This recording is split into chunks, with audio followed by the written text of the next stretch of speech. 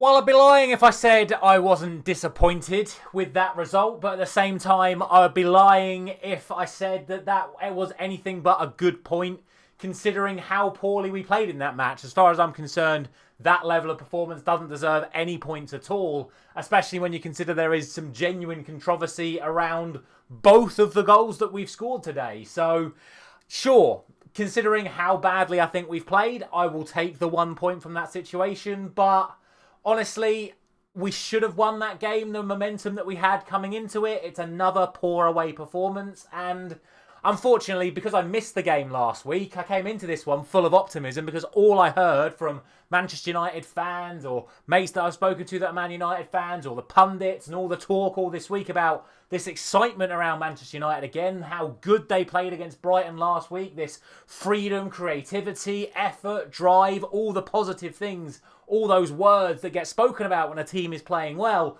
I came into this game today expecting to see all of those things again. I didn't see any of them at all, unfortunately. So that's why I think it's a good point at the end of the day. But overall, it's another really, really bad performance. And it's another really bad performance away from home. I think we've really, really struggled away from home this season. And yes, you can say, well, you won at Anfield. What a great performance that was. But in the context of how Liverpool are doing at the moment, maybe that result at Anfield is a little bit of a red herring for how Manchester United have actually been playing away from home this season, because I think about Manchester City, I think about Brentford, I think about Grimsby, and now I think about this game today, and we're not really putting together the sort of performances you want to see away from home if we are going to end the season where we want to be at the end of it. So yeah, it's a real disappointment because, again, I've already said I was so excited for this game after all the positives I'd heard coming into this one, but ultimately it ends in a 2-2 draw. And look, we'll start with the two pieces of absolute controversy surrounding this game, which involve, of course, the two Manchester United goals. The first one, it's not a corner, the ball's not out of play, it should have just been play on, and it is what it is. I think under the rules, if VAR were allowed to look at it, it would just be a drop ball to Nottingham Forest and you just move on. But the rules are what the rules are. FIFA decide that VAR don't intervene on out of play and dubious decisions regarding whose ball it is. They don't decide that. So it is what it is. A corner is given. Forest switch off. We capitalise on their switching off and we score a decent goal with another goal from Casemiro. Go 1-0 up. Overall, the rest of the first half, not a lot really happened. I was expecting, like I say, a little bit more. Really disappointed with Sesko today. I think that was probably his worst game in a Manchester United shirt. I can vividly see the chance that he had in the first half, which probably won't make it into highlights for this match. Where Burmo puts him absolutely clean through 1v1, but it's a really heavy touch. If he had just brought it down, he's got a free shot at goal, but it's a heavy touch. It rolls to the goalkeeper. And really, that was it for the first half. We didn't really create anything at all other than the goal, which shouldn't have been a corner in the first place. And unfortunately, that bland style and very effortless first half meant that when the second half started and Forest came out like a house on fire, absolutely going for it, they hit us twice in the space of a minute. I think it was 37 seconds, they said on commentary, between the ball going into the back of the net and then the ball going into the back of the net a second time. So really, really, really, really disappointed with that. It's another symptom of Manchester United over the last few seasons. We don't come out for second halves of football motivated, ready to go again. We tend to be okay in the first 5 minutes of the first half, certainly this season anyway. But the second half, again, has let us down. We concede a goal, sloppy goal to concede, although I know people are starting to have a go at Ahmad for that, but I don't think it's really his fault. Gibbs White is bigger than him. Gibbs White is stronger than him. He's always going to win that header. He needs support from his back line, who aren't really doing anything in that situation. Makes it 1-1.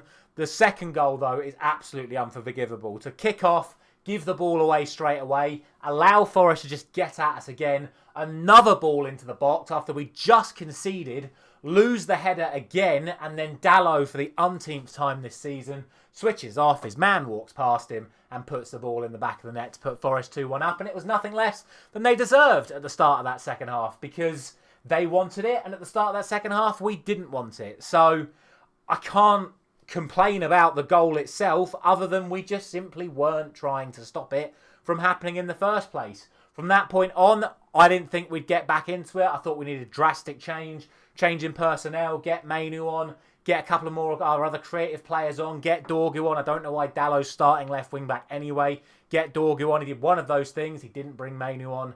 But we plodded along. Bruno had a shot from about half a mile that hit the post, which realistically should never have even got to that position in the first place. That was poor from a Nottingham Forest perspective. And then, yeah, we get ourselves a corner. It's another potential dubious corner. Forest were claiming that that should have been a goal kick as well, but I've looked at it and it did seem to be a corner. Corner comes in. There's some debate over whether or not Dorgu handles the ball. It certainly strikes his arm. It's certainly up here, so you can argue it's in an unnatural position, but he doesn't gain an advantage from it. The ball still goes to the Nottingham Forest player. They then head it out, and then it's a brilliant volley from Ahmad to make it 2-2.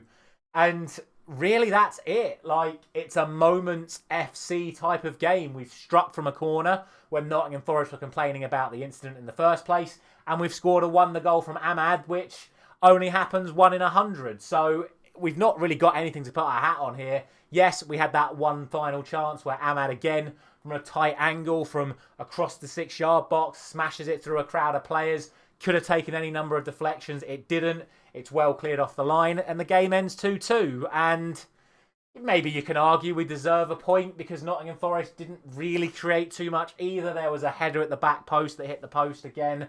Another cross that come in that we didn't really deal with. I just don't like the pairing of Shaw at left centre-back and Dallow at left wing-back. Neither of them are very good at handling crosses. And I think Nottingham Forest really targeted that. And it's no surprise to me that crosses to the back post, whether it was on Ahmad for the first goal, whether it was on Shaw and Dallow for the second goal, and of course the Thiago header at the back post. Igor Jesus, getting my Igors mixed up. It was a good deployment from Nottingham Forest, and we didn't really deal with it. And in a game and in a season where Ruben Amorim constantly changes his back line, I'm surprised we didn't put any more defensive cover on that left-hand side to help Luke Shaw in that situation. I think he was really struggling with the physical side of the game at that back post. But yeah, there really isn't much else to say. It's a demoralising performance, but unlike many other demoralising performances over the last 3 or 4 years, at least we've come away with 1 point rather than 0. But I can't really sit here and tell you that any players stood out. Cunha had moments and Burma had moments. Bruno played a couple of passes. I thought Casemiro did all right when he was on the ball, but off the ball, Anderson was just running past him. Hudson-Odoi was tucking inside and running past him. We definitely needed more legs in the midfield in the second half, and Amorim refused to change that. So I guess you got to look at him when it comes to that one. But yeah, disappointed. Need a little bit more from us next week because we play like that against Spurs. Even though I don't think Spurs are playing particularly good football at the moment.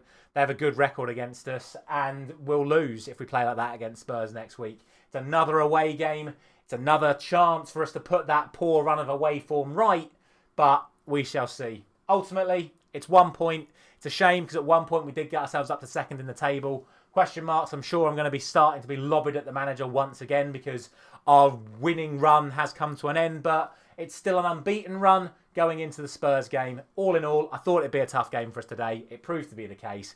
We got a point. I guess I'll take it given how poor the performance was. I'd have liked to have seen the winning run continue though. As always, let me know your thoughts down in the comment section below. Thank you very much for watching. I'll see you very soon.